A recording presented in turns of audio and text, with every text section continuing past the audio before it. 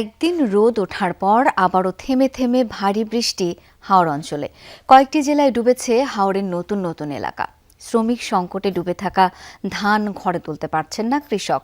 এতে ফলন পচে যাওয়ার শঙ্কা করছেন ভুক্তভোগীরা। হাঁটু সমান পানিতে ডুবে থাকা ধান কাটছেন কৃষক। পচে যাওয়ার শঙ্কায় তাই আধা পাকা ধানই কাটা হচ্ছে। এটি সুনামগঞ্জের হাওড়াঞ্চলের দৃশ্য। ভোররাত থেকেই আবারও থেমে থেমে বৃষ্টি হচ্ছে সুনামগঞ্জে। এতে আবারও বাড়ছে নদ নদীর পানি। নতুন করে জলাবদ্ধতায় পড়ছে অনেক জমি। কৃষি বিভাগের হিসাবে জেলায় এ পর্যন্ত 20,000 হেক্টরেরও বেশি জমির আধা পাকা ধান পানিতে তলিয়েছে। এখনও প্রায় 50,000 হেক্টর জমির ফসল কাটা বাকি রয়েছে। জলাবদ্ধ জমিতে নামানো যাচ্ছে না হারভেস্টার মেশিন। এতে দেখা দিয়েছে শ্রমিক সংকট। আমার না তো সাফে সব মানুষের কাছে কেউ তো কাটতে পারছে না, একবারই কাটতে পারছে না। আমি তো লইছি 1,000 টাকা ছাড়া আনতে পারেন না। গরিব মানুষ পেনশন হয়ে যায় না দিতেছে। কদিনের বৃষ্টি ও উজানের ঢলে নেত্রকোনায় ডুবেছে প্রায় 22,000 হেক্টর জমির বোরো ধান। পানি বৃদ্ধিতে নতুন করে ডুবছে উঁচু এলাকার ফসলও। এতে দুশ্চিন্তা বেড়েছে কৃষকের। সকালে হবিগঞ্জে কয়েক ঘন্টা ভারী বৃষ্টি হয়েছে। এতে নতুন করে প্লাবিত হচ্ছে জমি। কৃষি বিভাগের মতে জেলায় প্রায় 11,500 হেক্টর জমির ধান তলিয়েছে পানিতে। পানিও প্রচুর বাড়তেছে, আরো বাড়বো। বৃষ্টি যখন থামে তখনও বাড়ে। ধানের পাড়ার মাঝে গেরা উঠে গেছি, বুঝছো নি। এবার আমরা কৃষক যারা আছি আমরা সকলেই লসও আছি। মৌলভীবাজারের হাওড়াঞ্চলে নিমজ্জিত 2,000 হেক্টরের জমির ফসল। কিশোরগঞ্জে বানের পানিতে তলিয়েছে 10 হেক্টর জমির ধান।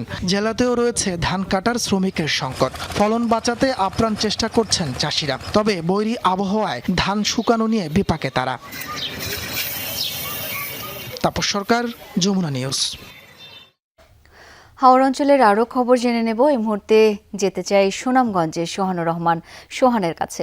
সোহান, আবহাওয়া এখন কেমন দেখছেন? হাওরের অবশিষ্ট ধান কাটার বিষয়ে কৃষক এবং কৃষি বিভাগ কি বলছে?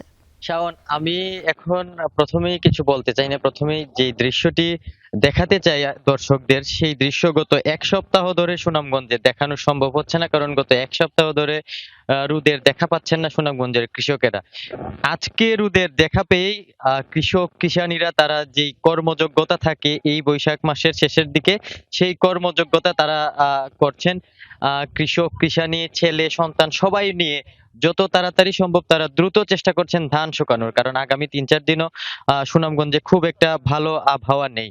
তো আপনারা স্ক্রিনে দেখতে পাচ্ছেন এখানে খলায় ধান শুকানো হচ্ছে, তার ঠিক পেছনেই কিন্তু হাওর এবং সবুজ একটা শাড়ি দেখা যাচ্ছে। এই সবুজ শাড়ির হচ্ছে কচুরি পানার, এবং তার ঠিক নিচেই জমে আছে, তার ঠিক নিচেই আছে কৃষকের 4 বছর ধরে বোনা স্বপ্ন সোনালী ফসল। এই হাওরের 50 ভাগ ফসল এখনো তোলা সম্ভব হয়নি। আমি এখন এই হাওরের একজন কৃষকের সাথে কথা বলতে চাই। এই হাওরের আসলে কি অবস্থা একটু কৃষকের মুখেই সরাসরি শুনে নিতে চাই। ভাই, অবস্থা খুবই খারাপ। 50% ধান তলিয়ে গেছে, আর যাও কিছু আনছে তা পচে গেছে। লইতে পারতেছে না কৃষক, রোদের অভাব। বাকিগুলো কি কাটতে পারবেন যেগুলো তলিয়ে আছে? না, এগুলো আর কাটা যাবে না, এগুলো নষ্ট হয়ে গেছে পানির তলে।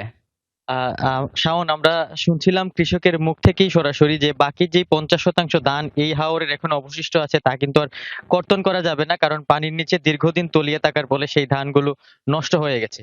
তো এই ছিল সুনামগঞ্জ থেকে শাওন। সোহান, ধন্যবাদ আপনাকে।